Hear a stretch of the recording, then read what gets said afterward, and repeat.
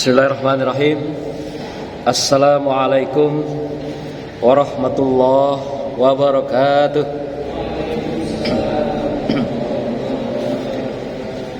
Alhamdulillahillazi arsala rasulahu bil huda wa dinil haqq liyusirahu 'alad dini kullih walau karihal musyrikun.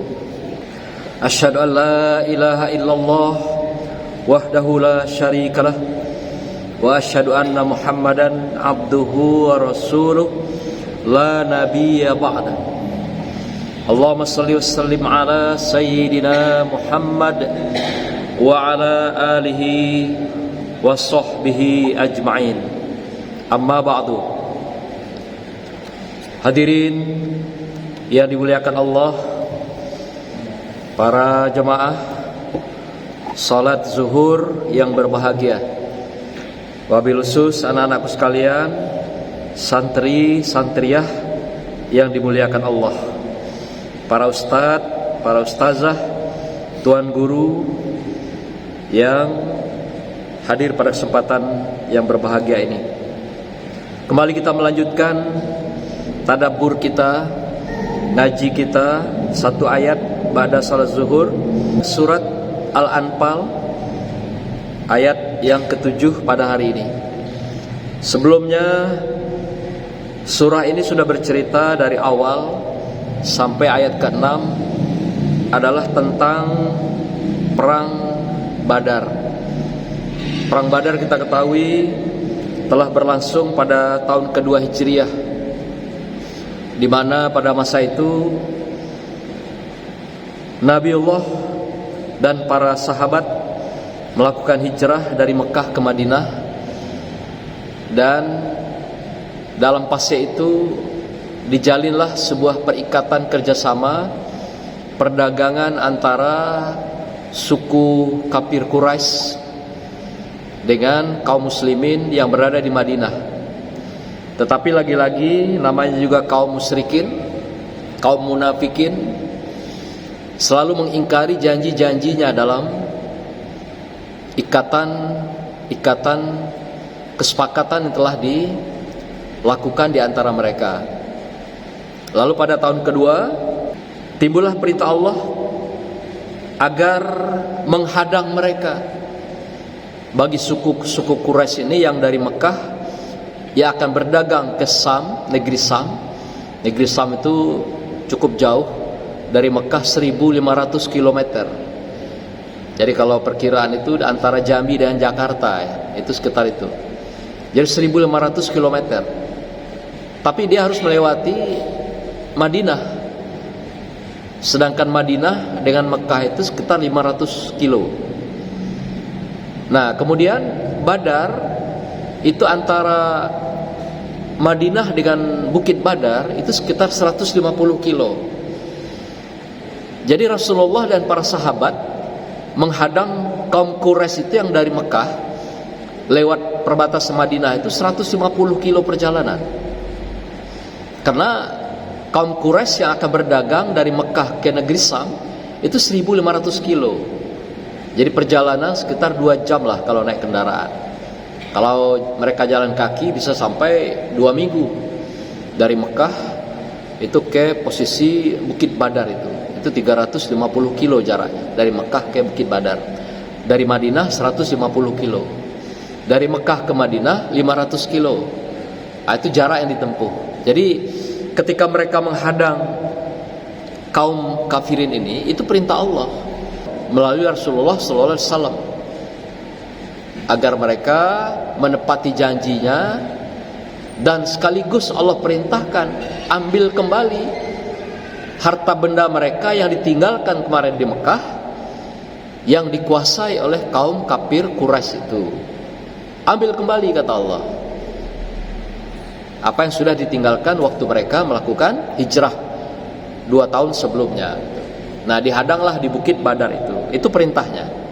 Itu diceritakan pada pertemuan yang lalu.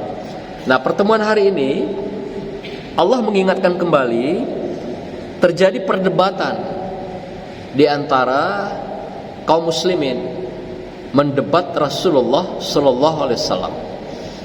ketika mereka diperintahkan untuk menghadang kaum kafir Quraisy di Bukit Badar itu. Nah, inilah ayat yang kita akan kaji pada hari ini. A'udzubillahi minasyaitonirrajim. Bismillahirrahmanirrahim.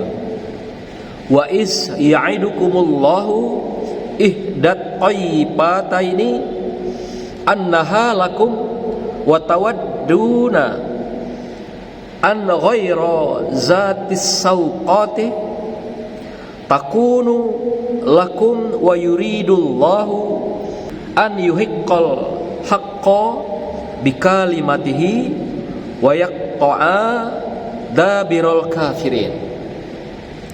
Dan ingatlah ketika Allah menjanjikan kepadamu bahwa salah satu dari dua golongan orang yang kamu hadapi adalah untukmu, sedang kamu menginginkan bahwa yang tidak mempunyai kekuatan senjatalah untukmu. Tetapi Allah hendak membenarkan yang benar dengan ayat-ayatnya dan memusnahkan orang-orang kafir sampai ke akar-akarnya. Shadaqallahul azim. Hadirin yang berbahagia, ada 3 pesan kunci dalam ayat ini sebagai kalimat-kalimat firman Allah yang disampaikan pada Rasulullah lewat malaikat Jibril untuk kaum muslimin. Nah, tadi sudah saya katakan bahwa ada perdebatan ketika terjadi perintah ini yang diberikan kepada Rasulullah, kepada sahabat dan kaum muslimin saat itu. Jadi perintah pertama adalah, wahai sahabatku, kita diperintahkan Allah mengambil hak-hak kita kembali atas harta benda yang kita tinggalkan waktu kita hijrah dulu. Yang kedua, kita memberi pelajaran kepada pedagang-pedagang kafir Quraisy ini yang ingkar dengan perjanjian perdagangan yang sudah kita sepakati. Lalu mereka berangkat dari Madinah, meninggalkan kota Madinah. Di samping ada yang tinggal menjaga kota Madinah, menjaga keluarganya, termasuk sahabat Umar Ibn al-Khattab, itu juga tidak pergi ke medan perang, ke Badar, karena beliau menjaga istrinya yang sedang sakit. Itu pun ternyata dianggap sebagai jihad. Meninggalkan seorang istri yang sedang sakit di rumah dan menjaganya, itu pun dianggap jihad oleh Allah Subhanahu wa ta'ala. Contohnya Umar, ketika istrinya sakit, dia nggak keluar. Diperintah Rasulullah, Umar, engkau tetap di rumah, jaga istrimu sampai istrimu sehat. Padahal Umar seorang yang sangat ditakuti, disegani. Iblis saja takut dengan Umar ini, apalagi musuh-musuhnya gitu. Nah, orang sekelas Umar disuruh menjaga istrinya yang sakit di kota Madinah. Begitulah Allah memberikan toleransi kepada manusia. Ada hal-hal tertentu yang berkenaan dengan dakwah dan perjuangan di jalan Allah, itu kita bisa memberikan, kita melakukan sebuah toleransi. Seorang Umar telah dicontohkan, disuruh oleh Rasulullah tinggal di kota Madinah, mengurus istrinya sampai sehat. Begitulah kemuliaan ajaran Islam ini. Jadi tidak juga harga mati, tapi ada toleransi di dalam kita menyikapi kemanusiaan, di dalam kita menyikapi hubungan-hubungan kekerabatan, kekeluargaan. Berangkatlah kaum muslimin ke Bukit Badar yang perjalanannya sudah hampir 2 hari 2 malam. Lalu ketika akan mendekati Bukit Badar, turun ayat berikutnya ini. Allah mengatakan kepada Rasulullah bahasanya dalam konteks ini seperti ayat yang kami bacakan tadi, dan ingatlah ketika Allah menjanjikan kepadamu bahwa salah satu dari 2 golongan yang kamu hadapi adalah untukmu. Ada 2 golongan di sini. Golongan pertama adalah mereka yang sami'na wa ata'na, mendengar dan mengikuti perintah Rasulullah. Artinya apa yang dipesankan melalui kalimat-kalimat firman Allah, disuruh keluar kota Madinah menuju Bukit Badar, menghadang kafir Quraisy yang akan lewat di sana. Mereka jalan tanpa melakukan perdebatan, bertanya kepada Rasulullah, ngapain ya Rasulullah? Enggak. Tanpa penolakan. Mengapa mereka melakukan itu? Karena adalah panggilan iman dan takwa kepada Allah Subhanahu wa ta'ala. Karena mereka tahu bahwa Rasulullah tidak akan bicara, tidak akan memberikan perintah kalau itu bukan wahyu Allah. Kecuali wahyu in huwa illa wahyu yuha. Maka Rasulullah menyampaikan pesan-pesan itu adalah berdasarkan wahyu Allah. Mana teman-teman yang sudah beriman dan mantap ketakwaan pada Allah, mereka tanpa mendebat, mereka menerima sepenuhnya berangkat apa yang diperintahkan. Yaitu perintah pertama tadi, menghadang mereka kafir Quraisy yang ingkar janji dan telah mengambil alih harta benda mereka. Dalam perjalanan tadi mendekati Bukit Badar, timbul perintah kedua, kamu hadapi mereka kaum kafir Quraisy itu dengan perang. Nah, apa gak kaget gitu ya, ketika disuruh tadi menghadang mereka yang pedagang kafir Quraisy, tapi kemudian mendekati Bukit Badar disuruh berperang, sementara jumlah mereka sedikit. Yang diperkirakan dalam sejarah itu dikatakan hanya 313 orang. Sementara kafir Quraisy dikawal oleh tentara-tentara Quraisy ini mendekati lebih 1000 orang. Jadi gak sebanding antara perintah menghadang tadi pedagang dengan kemudian disuruh perintah kedua berperang. Tentu kecut nyali umat Islam. Dengan jumlah sedikit akan menghadapi ribuan kaum kafir Quraisy yang pedagang sekaligus dikawal oleh para tentara-tentara kafir Quraisy itu. Tapi Rasulullah mengatakan bahwasanya ini perintah Allah yang aku sampaikan pada kalian semua. Jadi dua perintah. Pertama tadi kita disuruh menghadang karena mereka di samping pedagang dikawal oleh para tentara, maka konsekuensi berikutnya kita siap berperang. Jadi satu sisi menghadang mereka yang pedagang, sisi kedua siap berperang. Itulah perintah Rasulullah yang diperintahkan oleh Allah kepada Rasulullah, kepada kaumnya. Dan sebenarnya Allah menguji mereka. Siap tidak, mantap tidak iman mereka dan takwa mereka ini pada Allah yang baru 2 tahun, bayangkan. Jadi mu'allaf, jadi kaum muslimin, katakan begitu. Ada juga yang sebelumnya sudah beriman, maka mereka sudah mantap. Tapi sebagian kecil mereka menguji, sanggup gak, mampu gak keimanan mereka menghadapi lawan yang begitu besar. Allah tidak buka rahasianya bahwa dia akan bantu mereka dalam perang Badar itu. Rasulullah tidak membocorkan bahwa Allah akan bantu mereka dalam perang itu. Tapi mereka menguji keimanan mereka. Kalau dikasih tahu pasti beriman semua. Kalau kita kasih tahu pasti semua bertakwa pada Allah. Tapi Allah tidak beritahu. Rasulullah tidak bocorkan Allah akan menolong mereka. Innallaha ma'ana. Sesungguhnya Allah bersama kita semua, orang yang beriman dan bertakwa kepada Allah. Nah, akhirnya dengan komunikasi yang baik antara Rasulullah dengan kaumnya, dengan sahabat, maka mereka siap menyingsingkan lengan dan maju ke medan perang dengan senjata seadanya. Karena mereka memang tidak untuk berperang, mereka hanya datang untuk menghadang pedagang. Tapi tiba-tiba disuruh berperang. Ya, bagaimana kesiapan mereka? Nggak pakai baju perang, baju besi, nggak pakai senjata, ala kadarnya. Kalaupun ada senjata, ala kadarnya untuk perjalanan. Akhirnya dalam kondisi begitu, mereka sekitar 2 minggu menunggu, lewatlah rombongan kafir Quraisy ini yang akan menuju ke negeri Sam dengan jumlah yang besar. Rupanya mereka juga sudah dapat bocoran bahwasanya Nabi Muhammad dan seluruh sahabat serta kaumnya menghadang mereka di Bukit Badar itu bagi mereka yang akan menuju ke negeri Sam. Lalu terjadilah pada saat itu pertempuran luar biasa. Apa yang terjadi? Disinilah pertolongan Allah yang diberikan melalui malaikat dan malaikatlah yang berperang sebenarnya.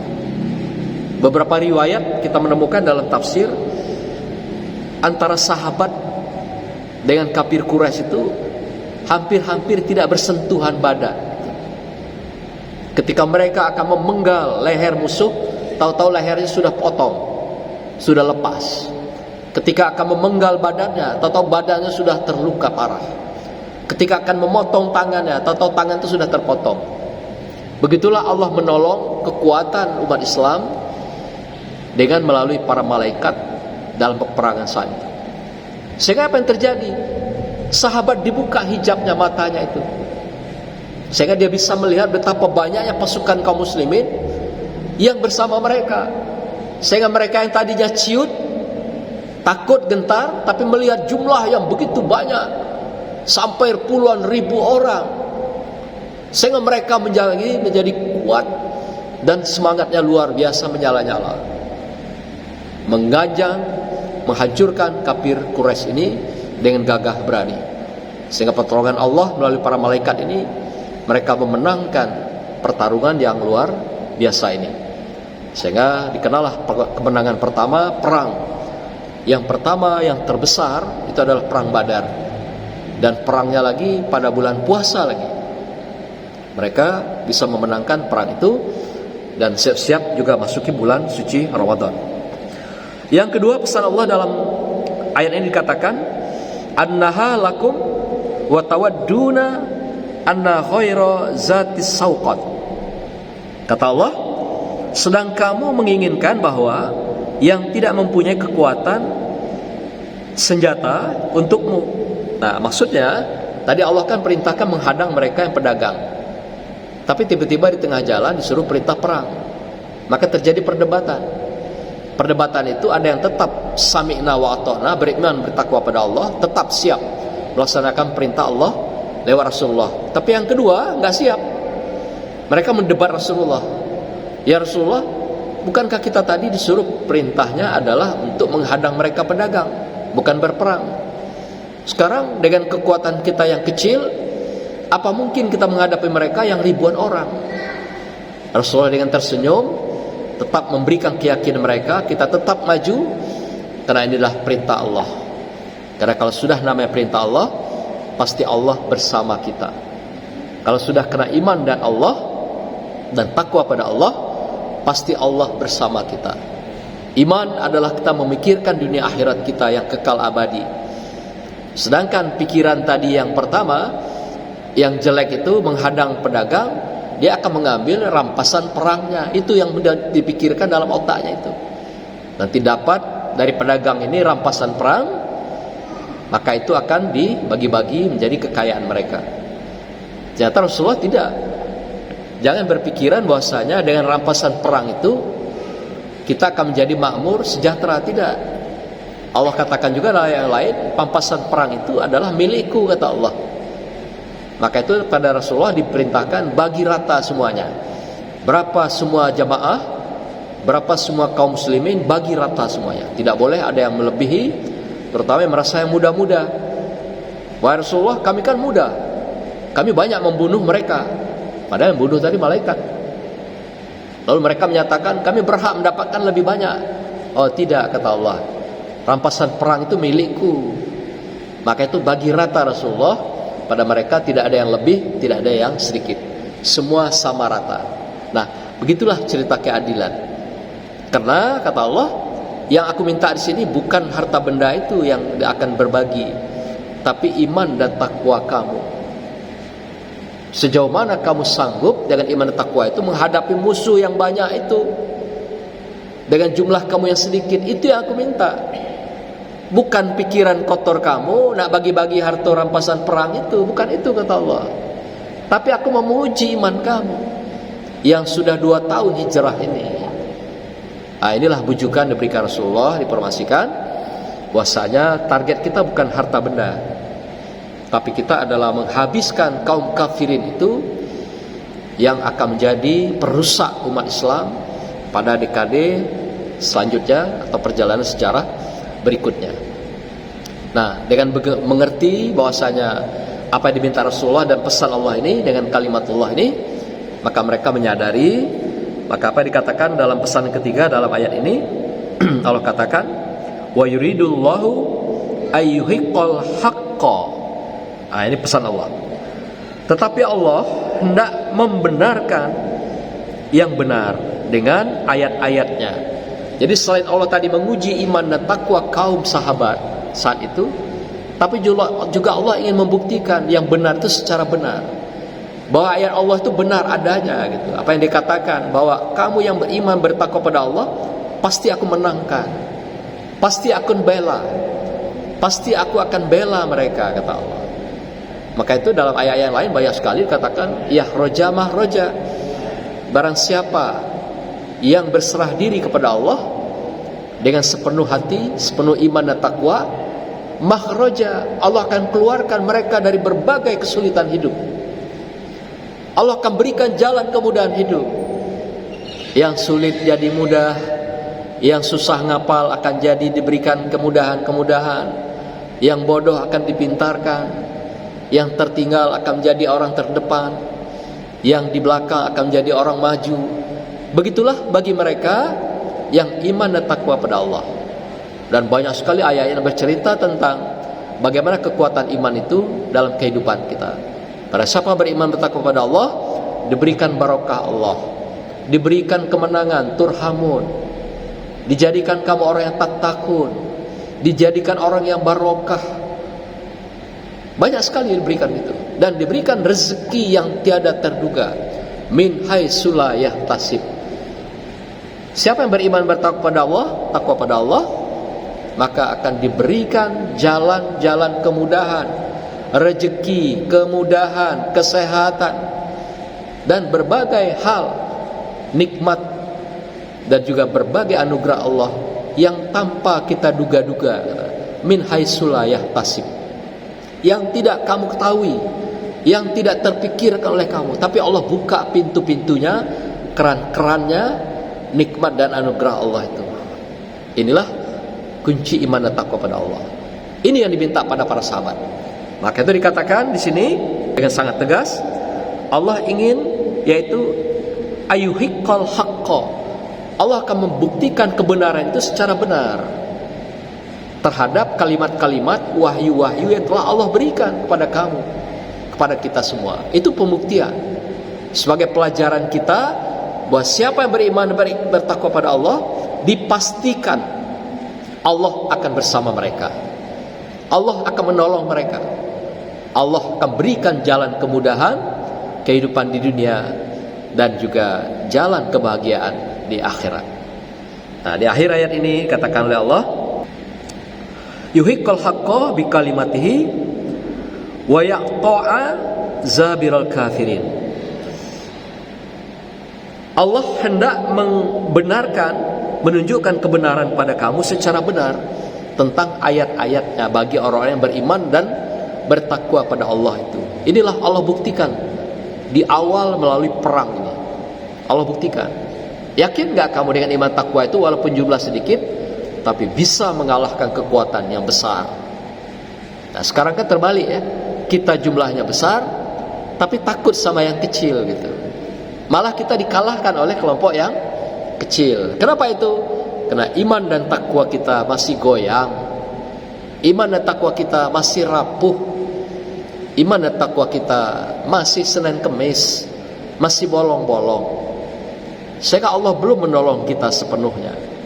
Kalau kita sepenuhnya beriman dan bertakwa kepada Allah, tinggalkan segala hal-hal yang berbau bukan Allah, tinggalkan semua perintah-perintah larangan Allah yang telah diberikan pada kita, diuswahkan, dicontohkan Rasulullah. Yakinlah kita akan diberikan kekuatan yang luar biasa di hadapan Allah Subhanahu wa ta'ala. Maka itu dengan janji Allah ini, Allah katakan wa yaqta'a dabirul kafirin. Dengan iman dan takwa yang kamu miliki, Allah tunjukkan kebenaran secara benar, dan Allah musnahkan orang-orang kafir sampai ke akar-akarnya. Subhanallah. Jadi Allah menolong kita bukan saja abal-abal, bukan omon-omon, tapi sampai ke akar-akarnya dia hancurkan, dia musnahkan. Maka itu hari ini adalah akhir zaman kehidupan Islam. Islam insya Allah akan bangkit kembali. Dalam surah